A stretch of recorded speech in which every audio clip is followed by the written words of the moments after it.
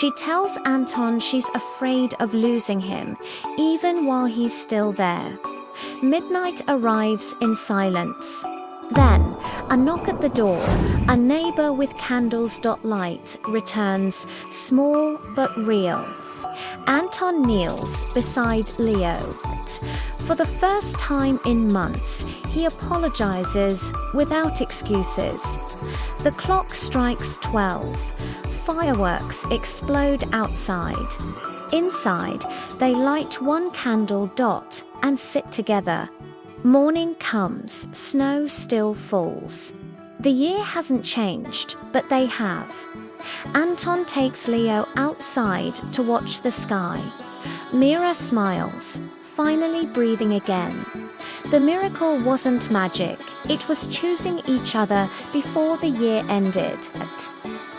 New beginnings don't arrive at midnight. They begin the moment someone chooses honesty over silence.